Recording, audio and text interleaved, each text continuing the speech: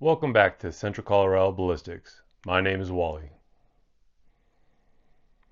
For a brief moment in American history, one handgun caliber was treated like the final answer. Not a compromise, not a balance, but a solution. In the 1990s, law enforcement agencies across the United States abandoned revolvers, moved past 9mm, and bet everything on a brand new cartridge, the .40 Smith Wesson. It promised more stopping power than the 9mm, less recoil than a Magnum, and better performance through barriers. But within 2 decades, most of the same agencies quietly walked away from it. So, what happened? How did the .40 Smith & Wesson rise so fast, and why did it fall just as quickly?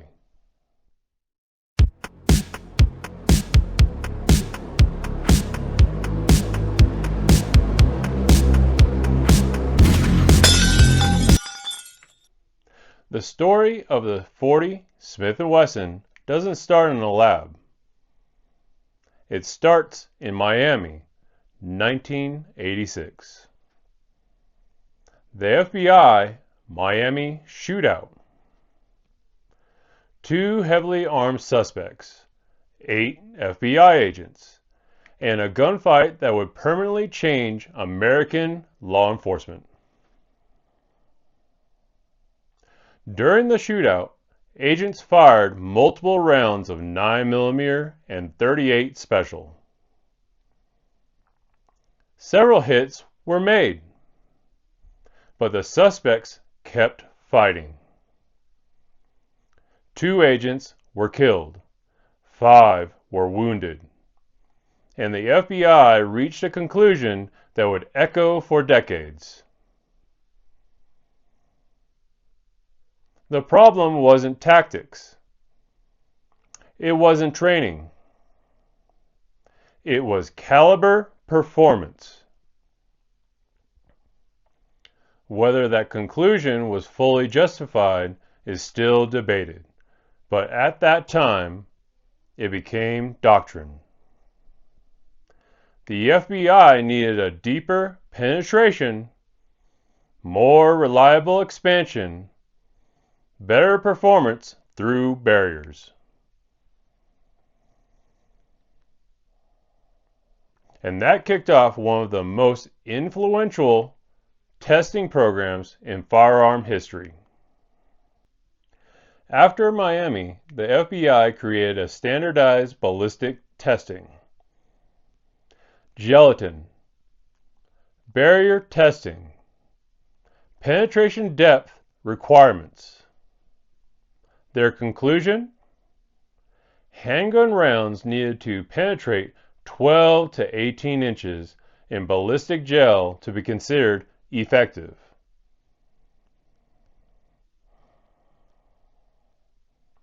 The 9mm of the era often failed those tests. Bullet technology hadn't caught up yet. So the FBI looked elsewhere. First, they looked to the 10mm auto, a cartridge that would earn a reputation far beyond what the FBI ever intended. On paper, it was perfect. High velocity, deep penetration, excellent barrier performance.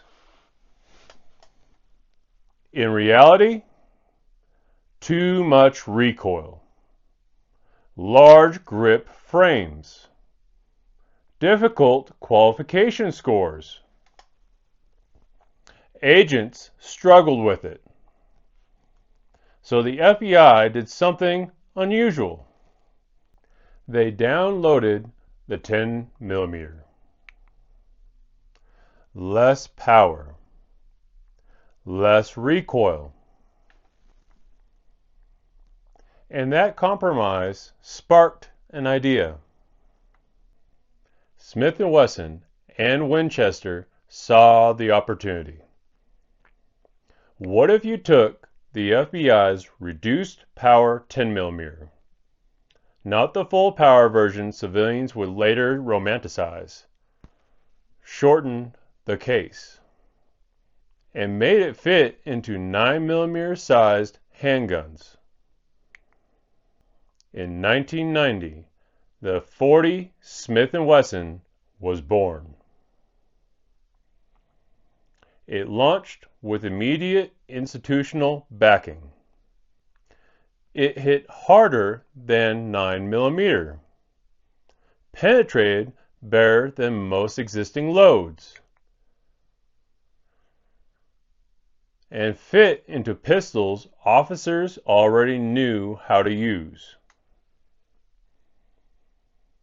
Law enforcement agencies across the country rushed to adopt it.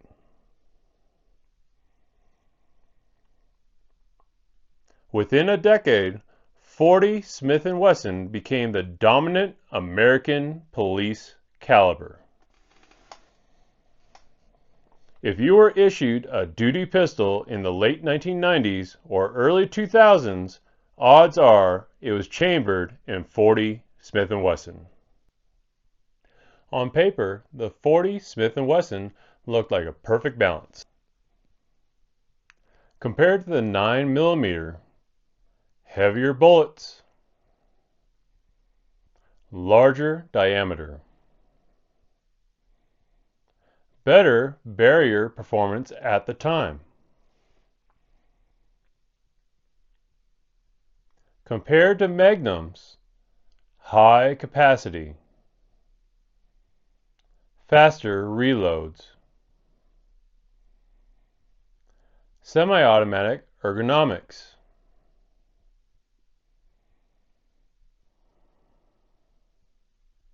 it satisfied the demand for more stopping power without returning to revolvers. And culturally, that mattered. The 1990s were a high crime era. Officers wanted confidence. Departments wanted reassurance. The .40 Smith & Wesson gave them both. But there was a cost. The .40 Smith & Wesson was snappy, sharper recoil, more muzzle flip, slower follow-up shots. Training scores suffered. Smaller stature shooters struggled more. Firearms wore out faster. Qualification failure rates quietly increased. And as bullet technology improved, the gap between .40 Smith & Wesson and 9 millimeter began to shrink. Modern 9 millimeter loads started meeting and sometimes exceeding the FBI penetration standards. At the same time, they offered less recoil, higher capacity, faster, more accurate follow-up shots. Departments started asking a dangerous question. If 9 millimeter performs the same in the real world, why are we accepting all of these trade-offs? In 2014, the FBI made it official. They returned to the 9 millimeter. Not because it was weaker, but because it was better suited to real-world policing. Better hit probability, faster qualification times, less training fatigue, lower equipment wear. And once the FBI moved, everyone else followed. The .40 Smith Wesson didn't fail. It just became unnecessary. The .40 Smith & Wesson represents a very specific moment in firearms history. A moment when power was prioritized over control. When fear shaped policy. And when technology hadn't fully caught up yet.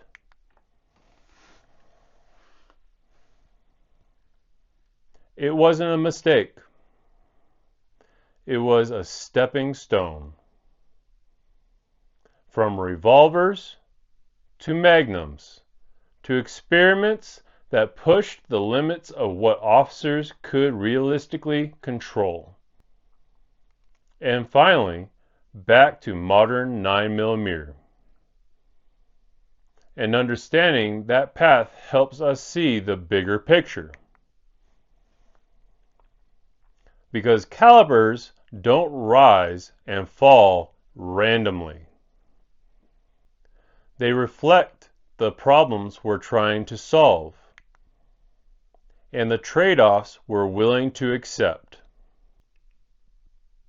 Freedom secured, rights defended.